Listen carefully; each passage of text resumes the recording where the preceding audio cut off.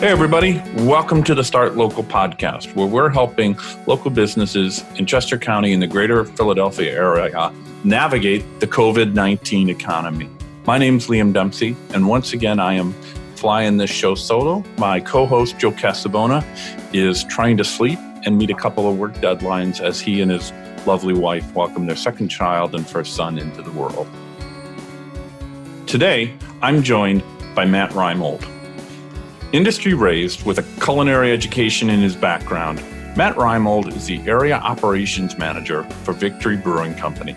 Originally from, and now back in the greater Philadelphia area, Matt oversees Victory's tap rooms in Downingtown, Parkesburg, Kennett Square, and soon to be downtown Philly.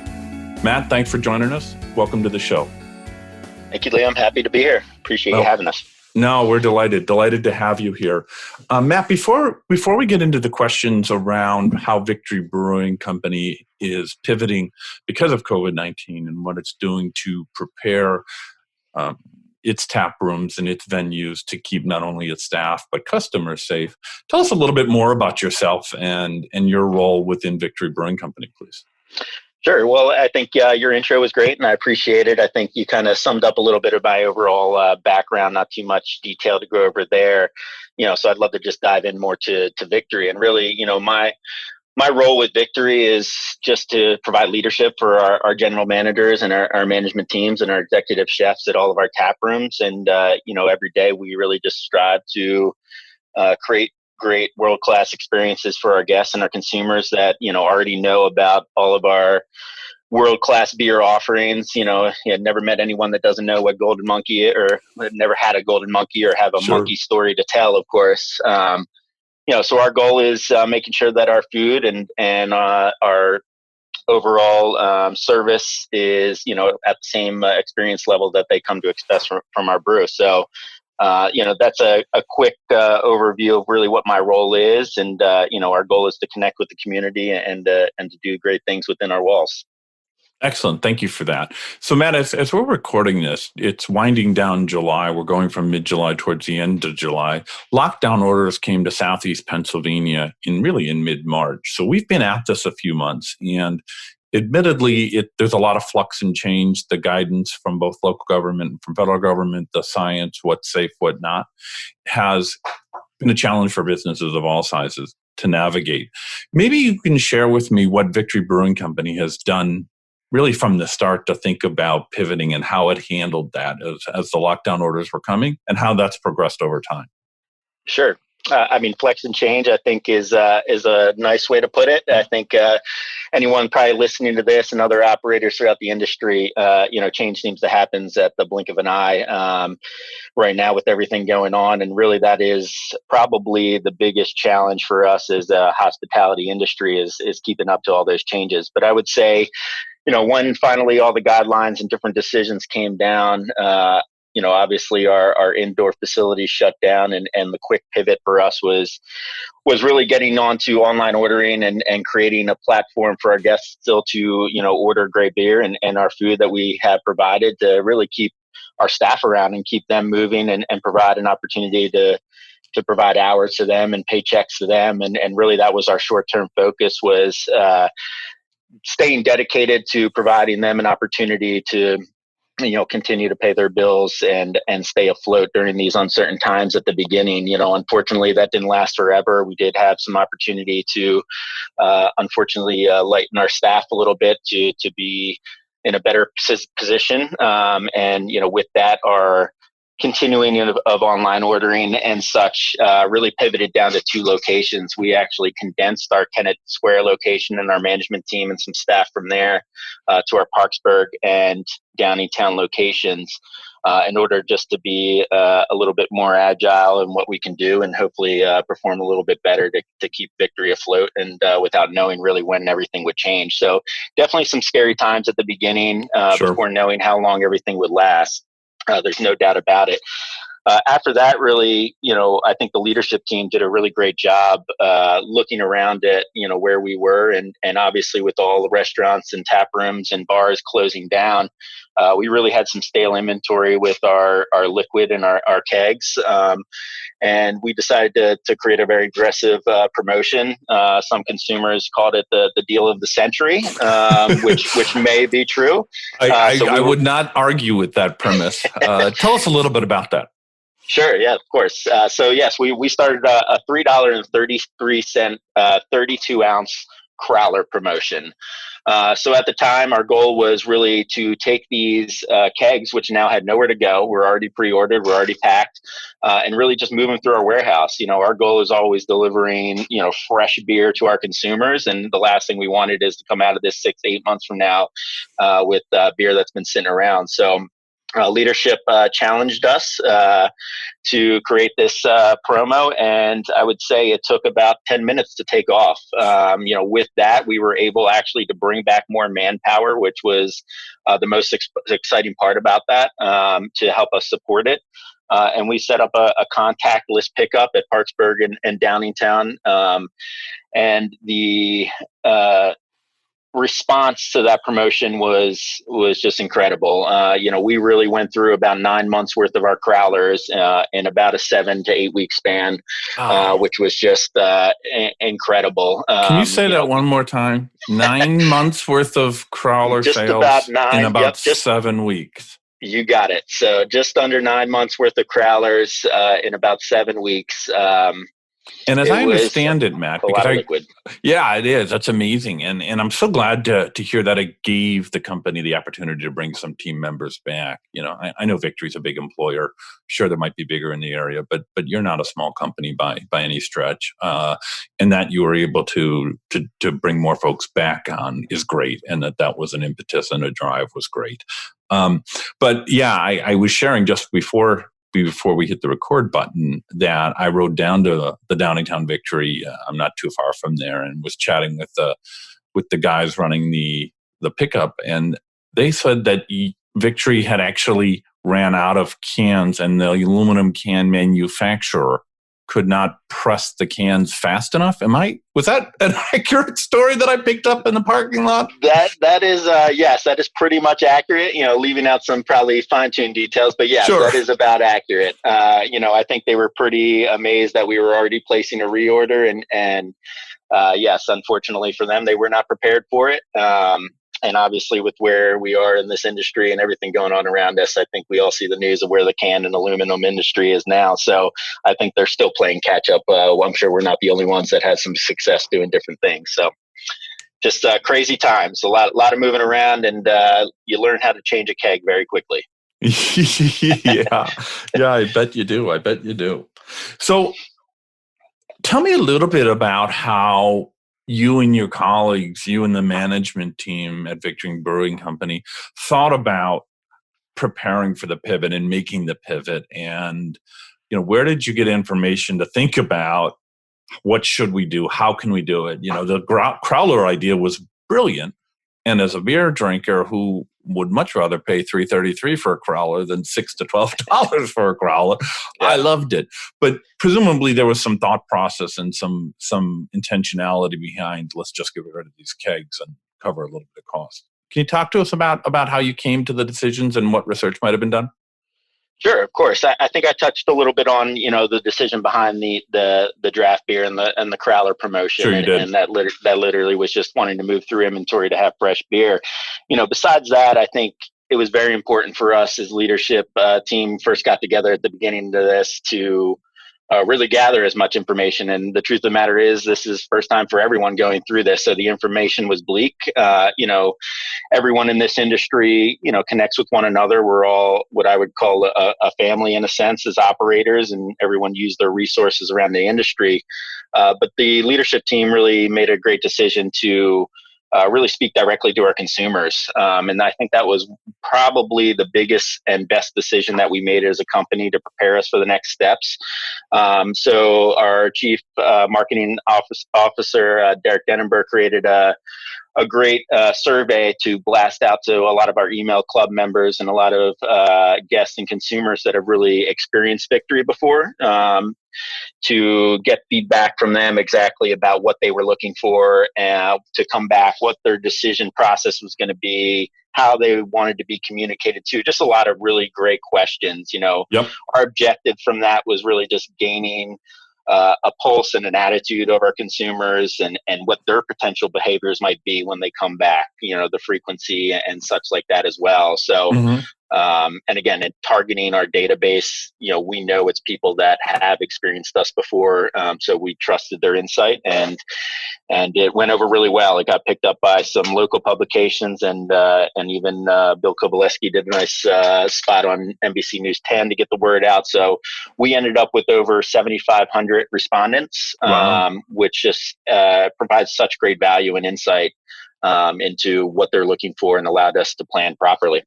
Can I ask two questions about that? Was that survey then open to folks who had never been involved? So if you're publicizing it on the news, inevitably you're going to get new folks coming to the site saying, I'm not on their mailing list, but I'd certainly like to share. So that's my one question. And the other question is are you able to share how big the distribution list is generally, to know what kind of return of your committed regulars completed the survey?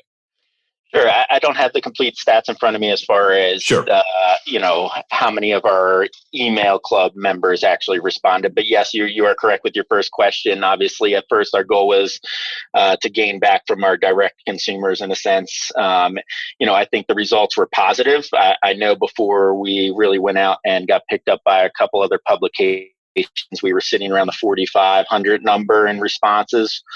So it looks like we did get a little bit of a boost up after, Bill and some other members went out there and really promoted it. So I think that it's probably a happy medium, but probably more 70-30, leaning towards the side of, our direct consumers in our area and that are loyal to Victory. So a good shakeup of both, I think. Yeah, thank you. And just for listeners who don't know, Bill Kovalevsky is one of the co-founders and master brewer at Victory Brewing Company, and a leader in the local brewing and business industry for sure. I just assume everyone knows him at this point. That's a pretty safe bet, but just on the off chance, we're about community here, so we want to make everybody feel welcome.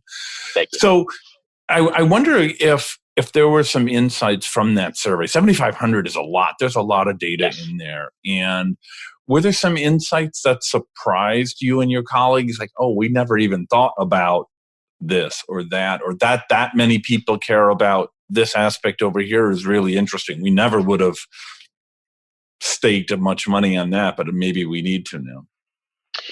I don't know if it was one thing jumped out. I would say that there were probably, I think the things that we expected to see, we saw. Most people wanted to see masks. They expected the 6-foot distancing and some of those general comments. Some of the other ones that made us pivot a little bit more and change up some of our operations were probably people did have concern about lines and, what other guests kind of how they would act within the walls. So obviously some are, all for all the restrictions and some may fight it. And that's, our challenge as operators currently, I'm sure.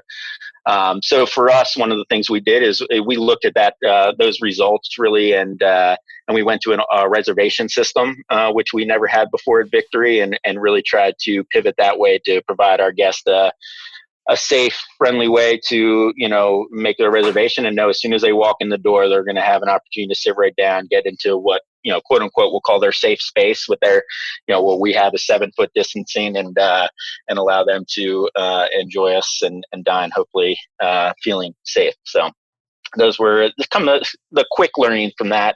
The other big takeaway was really communication. We have a pretty active social media, I would say, with Victory Beer, as you kind of alluded to earlier. We are a slightly larger company than maybe some in this area, And for us, we have a couple different platforms, and our taproom platform is probably one that, we're still growing as we move along. And for us, we've seen a lot of engagement on our social media platform since this pandemic started, because people want to stay up to date. And they want, pure, honest, open, concise communication about what we're doing. And people have really responded to that as well. I think those were the two main pivots that we made right away, was the reservation system, getting that set up, and then really figuring out our communication template and what information the guests really wanted to hear. And I think it worked out great for us. Matt, that open communication, I think, is so important. You're probably the fourth or fifth guest who has talked about that kind of communication, and even communication that might be the government regulations are changing. Here's what we're doing this week. We may not be doing this next week, but really just being as transparent as you can. Here's what we know, and here's what we're doing because of what we know. And and that's so important. And I'm so delighted to hear that Victory has embraced that. And it sounds like it's getting real value from it too. You're finding real engagement with your community and with your customers because of your transparent communications. Sure. And if I could add one segment to that comment as well. Please do. It really adds support to our management teams as well. Again, I go back to the last comment I made, about all the operators dealing with the ups and the downs of, how the community's kind of reacting to everything. And, one of my biggest job is, supporting our GMs and our management teams to be, ready to handle these situations and to feel empowered, and for us to get the word out. As we all know, you have to purchase food mandate with the alcohol just came out, and it was very important for us to blast that out on social, so we could reference it to our guests if they wanted to read more details as we're seating them and such like that, to just help and support the teams as well. So yeah, it's a huge value for everyone across the board, for our guests and even for our own team members. No parts restaurateur, but that's really interesting, and something I hadn't really just taken the time to think about is managing expectations of both staff, but more importantly, customers coming in. Is what is the management, the folks at the dining guests, the taproom guests don't see, the senior managers, the C-suites. What are they expecting of their customers? To make the general managers and the hosts and the frontline staff know that exactly what the senior leadership wants, but also know that the senior leadership will support them when folks are not following the safety rules and are putting both the team at Victory and potentially other customers at risk. That's such an important communication. And I imagine your general managers all the way down to your line staff really value that, because they know that, and I don't even know the names of all the senior managers at Victory, Mary and Tom and Henry, are looking out for the folks on the front line, and the folks on the front line can see that Mary and Henry and Tom's signatures on that communication, and that it's the 9th time it's gone out and on social media or on the website in the last couple of weeks. Yep. Yeah, you got it. You hit the nail on the head. It's super important. And at the same time, the hope is, the staff picks up on it, kind of like you alluded to, and they know how serious we are about keeping them just as safe as we want to keep our guests as well. So it's really goes full circle. And it's been, like you said, if 4 other of your guests have mentioned it, and, it's a highlight for us. So I'm sure it's the same for everyone. It's super important right now. Yeah, absolutely. I mean, good communication is always important, but it's even more so right in a time of real chaos and, to your point, constant flex and change. Yeah. We don't do that. We just started doing it 30 seconds ago. I know, but we don't do it anymore. Matt, tell me a little bit about what is Victory Brewing Company? What are you and your colleagues doing to prepare the tap rooms, to welcome folks back? And I know we're welcoming them back, but we're certainly seeing mixed results around the country of states that have opened, areas that have opened and are now struggling with the coronavirus. And you've talked about reservation systems. You've talked about very clear communication, consistent communication, regular communication. What else has Victory done, and is Victory doing to make sure that not only you and your colleagues are safe, but that me and my friends and family are going to be safe when we come in? Sure. Yeah. I mean, honestly, the show isn't long enough to probably list everything we're doing, which is great. Again, I think, for the most part, we're following all the CDC and PA health guidelines. There's no doubt about that. And probably going even farther past those, expectations that they put in. We're big on minimizing contact points. We have just specific drink runners, just specific food runners, just specific service, those type of mentalities as well. So we're doing a lot of great things. I think, coming out of the survey as well, one of the other big things we learned that we shifted on was outdoor seating was important. I think with, how things are ever changing with the information about the COVID is, at the time, outdoor seating, and being outdoors was a huge aspect for everyone. So we, at all three of our facilities, really, Kennett Square has a very small patio, but Parkesburg and Downingtown really had no outdoor seating. Well, we shifted. We, created big tent areas and made sure we had the opportunity to give guests the option to sit outdoors. And it's been appreciated by a lot of our consumers to at least have the option, whether someone's in more of a maybe an older age and just feels more comfortable out there, or if it's a beautiful day and they just want to be out there. So that was a great shift that we made, and we're continuing that process even as we open up the indoors. So, it's created some staffing challenges, but it's something that we think is important and our consumers have definitely wanted. So we're fighting hard to keep that alive.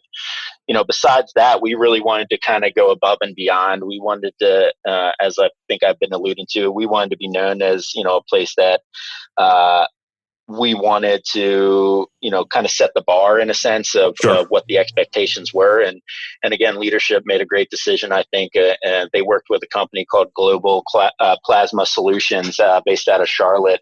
And had at all of our facilities for Victory and at all of our brands, they installed an ionized bipolar, or not bipolar, I apologize, NBPI product for air purification. So basically it attaches onto pathogens and kills diseases within the air. And it's something that they utilize at airports and medical facilities and things like that. So it's just an extra element now where our air on the inside is actually cleaner and fresher than it's ever been before. So even though we have that 7-foot distancing and all the minimal contact points and sanitation going on and all these other things, it's just that extra element. And again, it went twofold. We actually installed this at one of our facilities down in Charlotte first, and Sure. and before we opened up in Philadelphia, and I passed along the press release to our teams, and the excitement from our management team and our staff, again, knowing that our company was taking that step, really took the weight off of them a little bit, because they're the ones working inside every day and dealing with the guests. And again, it was just another step of showing that the company is committed to not only the guest safety, but our team safety as well. So it kind of goes hand in hand. It allows our guests to get a better experience from our people because now they're more comfortable, I believe, as well. So it was another incredible shift that I think is, again, we don't talk about it enough probably because of all the great things that it could do for us. But it's something that I think that is appreciated across the board. Yeah, so 2 points then on that. One is just clarifying that this is basically just a really fancy air cleaner, and I'm grossly oversimplifying it. I'm no part scientist, but what it's doing is it's making the indoor air less likely to allow for the spread of COVID-19. Is that correct? Correct, yeah. Okay. So, yep. Yeah. Yes. And then that can't be an inexpensive system. I'm not looking to ask you to let me know how much it costs, but it strikes me as that's not a small line item cost, and it speaks volumes to Victory Brewing Company's willingness to invest to make sure that its customers and its staff are safe. This is not just come on back in and drink some beer and make us some money, but hey, we're putting real money into this as well because we want you to be around for the long term, and both from a human side and from a customer side. Yeah, you got it. And obviously, yes, I don't even have the dollar figures to share with you, but and it's not important. But right, new air conditioning for something like the Downingtown tap room would be an astronomical cost for Correct. a business my size, and to think about that. So I'm delighted to see Victory's really commitment to that. And you said one other thing that I just wanted to double check. You mentioned 7-foot spacing instead of 6-foot spacing. Sure. Was that an accurate speak, or did you misspeak? And if it wasn't, is that just Victory going the extra foot, if you will, to really address those spacing concerns that you probably picked up on in the survey? Yes, without a doubt. And I think it kind of went into, it was not a misspeak, is kind of where we wanted to start. And, part of that references back to earlier in the conversation in regards to one of the big takeaways was about the consumers being a little bit nervous about what other consumers would do within the walls. And for us, being a part of our community for such a long time, you can sit down in Downingtown tap room and watch as 19 different tables probably know somebody at a table that knows somebody, and everybody wants to get up and walk around and do all this stuff. And obviously we're trying to alleviate that currently to keep it safe. But with that, there comes a lot of moving and shifting of chairs sometimes that we don't want to see. And so we wanted to kind of get ahead of that a little bit. Mm-hmm. And in case something like that did happen, don't get me wrong, we approach that guest. Again, our managers are empowered to have those conversations and ask them to sit back down. But yeah, I mean, we knew that our guests from the surveys wanted to be able to walk into our space and see it and know it and feel that they were in a good spot to enjoy themselves. And so far, our consumer feedback has been pretty incredible. I can't be happier with all the teams and everything they do. Obviously, again, from an oversight role for myself, we put the plan together, we teach and train, but the execution on the ground from the GMs and the chefs, even in the kitchen, with the sanitation practices has been great. And you could tell by our guest feedback everywhere that it's been appreciated, and that feels even better for the team. So we're really in a great spot. Yeah, I'm delighted to hear all of that, and that the work that you're putting in is making the connection with your target audience, with your customers, with your community that you expected. And as we've been chatting for these 25 minutes, Matt, it really sounds like you and your colleagues are taking not a what's the least we can do to prepare, but what's the most we can do. And ultimately, I get it. It comes down to money. You can't do everything. You can't hire everybody. You can't try every plan. Nobody can. But you're really going as far as you possibly can to make sure that the community is safe and has great beer and food. There you go. And that's the easy part during all this, unfortunately. The great beer and food has always been consistent. But yes, you without a doubt, and I appreciate you picking up on that. Again, we wanted to be seen and known as a place that took it seriously, the safety of our team and the guests that come in, and that's our goal every day. I could list everything that we're doing, from hourly hand washing to restroom attendants that are only there to wash, restroom high touch points and things like that. So just a lot of great things that the leadership is committed to. And financially, obviously we're all in a place where every month, every week every day is going to be a battle. But right now our goal is, we want to stay open. We want to contribute to the community to be a place that is doing the right thing, so we don't contribute to anything negative, from a positivity rate standpoint. And hopefully it keeps our business open and all the other businesses around us. And that's really our goal and the hope. We want to keep our people employed and keep our great beer flowing for all of our guests. So that's kind of what our mindset is. And the other side of that as well is, we just don't know what'll happen in the future. And I think, part of the, installing the air filtration system is that in the future we want to be prepared. So the investment now, speaks to a situation and unfortunate pandemic we're in now. But if something ever popped up 2 years from now, something of that sort, hopefully, we're more prepared and we learned from the last time. And I think that's the other way that the leadership looked at that investment as well. So yeah, I think we're in a great place. And again, I think if you haven't come in to enjoy us yet, the beer is even better right out of the draft than out of that 32-ounce can. So come and see us. Matt, I feel like I could talk Victory Brewing all day long, probably too many days in a row. We are coming up to our time. Before I thank you again for joining us on the show and wish you a great day, tell us where people can find you and find Victory Brewing online, please. Sure. Pretty simple. victorybeer.com is the best place to find us.